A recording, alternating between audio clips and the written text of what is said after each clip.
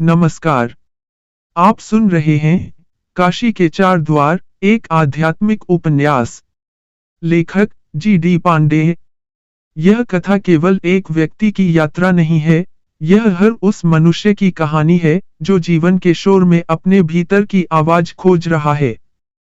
काशी, जहाँ जीवन और मृत्यु साथ चलते हैं, जहाँ भय, मोह और अहंकार आत्मा की परीक्षा लेते हैं।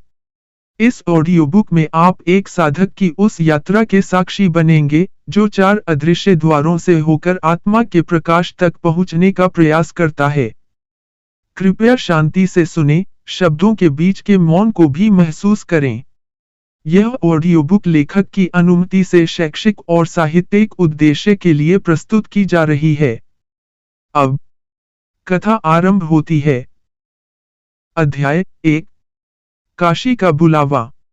यह वह क्षण है जब एक साधारण जीवन असाधारण यात्रा में बदलने लगता है। अब कहानी आरंभ होती है। राघव बनारस जाने वाली ट्रेन में बैठा था। खिड़की से बाहर दौड़ते खेत, छोटे छोटे स्टेशन, बिखरी बस्तियां और गांव पीछे छूटते जा रहे थे। उसके मन में विचारों का बवंडर चल रहा था। उसकी उम्र अब 40 पार कर चुकी थी। जीवन की आधी से अधिक यात्रा पूरी हो गई थी, लेकिन संतोष की बजाय उसमें खालीपन ही भरता जा रहा था। वह दिल्ली की भीड़-भाड़ में नौकरी करता था। काम अच्छा था, तनख्वाह भी बुरी नहीं थी। मगर भीतर का शून्य दिन प्रतिदिन बड़ा होता गया। कभी वह सोचता, क्या यही जीवन है? सुबह दफ्तर, शाम थका हुआ घर, महीने की तनख्वाह और फिर वही चक्र। उसके दोस्त कह चुके थे, तू बेवजह ज्यादा सोचता है। सबकी जिंदगी ऐसी ही है। लेकिन राघव का मन यह मानने को तैयार नहीं था। उसे लगता था कि जीवन का अर्थ कहीं और छिपा है। शायद वह जो कर रहा है, वह सिर्फ एक अभिनय है। राघव की शादी भी हो चुकी थी, लेकिन वैवाहिक जीवन में मिठास कम और तकरार ज्यादा थी। पत्नी उसे अक्सर ताने देती, तुम्हें कभी संतोष क्यों नहीं होता? दुनिया में लाखों लोग ऐसा ही जीवन जीते हैं, मगर तुम्हें हमेशा किसी और चीज की तलाश रहती है। एक बेटा भी था, जो किशोर अवस्था में था। पढ़ाई और मोबाइल की दुनिया में खोया हुआ। पिता और बेटे के बीच दूरी बढ़ती जा रही थी। राघव को लगता, घर में भी वह अजनबी बन गया है। उसके मन में असफलताओं का बोझ था। छोटी उम्र से उसने लेखक बनने का सपना देखा था। लेकिन 2-3 असफल कोशिशों के बाद उसने कलम छोड़ दी। वह सोचता, मैं किस काम का, न अच्छा पति, न अच्छा पिता, न सफल लेखक, बस एक मशीन। ऐसे ही एक दिन वह अचानक एक किताब पढ़ रहा था। उसमें लिखा था, काशी वह स्थान है जहां आत्मा को अपने सच्चे स्वरूप का दर्शन होता है। वहां 4 अदृश्य द्वार हैं, जिनसे होकर ही मुक्ति मिलती है। राघव ठिठक गया। काशी का नाम उसने कई बार सुना था, लेकिन इस तरह कभी नहीं सोचा। 4 द्वार, मुक्ति का मार्ग। क्या यह सिर्फ एक कथा है, या सचमुच कुछ है वहां? उस रात उसे नींद नहीं आई। वह करवट बदलता रहा और मन में वही विचार घूमते रहे। सुबह होते होते उसने निश्चय कर लिया, मुझे जाना है। शायद वहीं मुझे अपने प्रश्नों का उत्तर मिलेगा। ट्रेन की सीटी बजी और खिड़की से बाहर दिखा, गंगा के किनारे बसा बनारस नजदीक आ रहा था। स्टेशन पर पहुंचते ही शोर, धक्का मुक्की और गाड़ियों की आवाजों ने उसका स्वागत किया।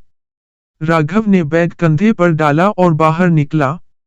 स्टेशन से निकलते ही उसने देखा, रिक्शे वाले ऊंची आवाज में पुकार रहे थे, घाट चल बाबू, दशाश्वमेध, 80, मणिकर्णिका।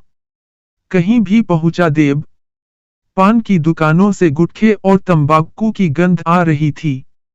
भीड़ में पुजारी, साधु, विद्यार्थी, विदेशी पर्यटक सब घुल मिल गए थे।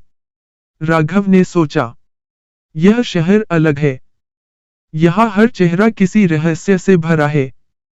वह सीधे रिक्शे से दशाश्वमेध घाट पहुंचा। गंगा का पहला दर्शन करते ही उसके कदम थम गए। सूरज डूब रहा था। गंगा की लहरें लालिमा में चमक रही थीं। लोग स्नान कर रहे थे, मंत्रोच्चार कर रहे थे। कोई चुपचाप जल को निहार रहा था। वहीं एक और अंतिम संस्कार हो रहा था, धुएं के गुबार उठ रहे थे। जीवन और मृत्यु का यह अद्भुत संगम देखकर राघव सन्न रह गया। दिल से आवाज निकली, यही काशी है, जहां जीवन और मृत्यु साथ साथ बहते हैं।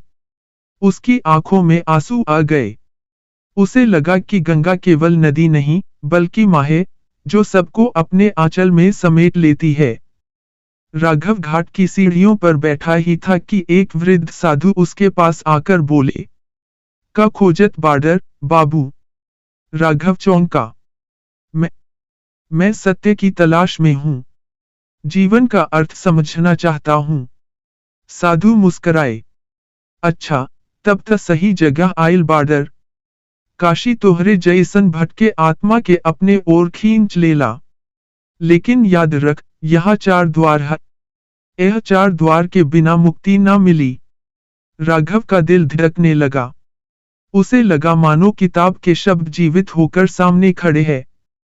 साधु ने आगे कहा, पहला द्वार भय के बा, दूसरा मोह के, तीसरा अहंकार के, आखिरी आत्मा के प्रकाश के। तू तैयार बा? ये यात्रा आसान ना हुई, लेकिन एक बेर ये रास्ता पकड़ ले, त लौट के जइबे ना। राघव की आंखों में दृढ़ता थी। हाँ महाराज, मैं तैयार हूँ। चाहे कुछ भी हो, मुझे इन द्वारों को देखना ही है। साधु मुस्कराए और धीरे धीरे भीड़ में गुम हो गए। राघव समझ गया, काशी ने उसे बुला लिया है। अब पीछे मुड़ने का कोई रास्ता नहीं। रात गहरी हो रही थी। घंटियों और शंख की आवाजें अब भी वातावरण में गूंज रही थीं। दीपक गंगा पर तैर रहे थे। राघव घाट की सीढ़ियों पर बैठा सोच रहा था, कल से मेरी असली यात्रा शुरू होगी। 4 द्वार, और शायद मेरी आत्मा का उत्तर। उसके भीतर भय भी था, उत्साह भी।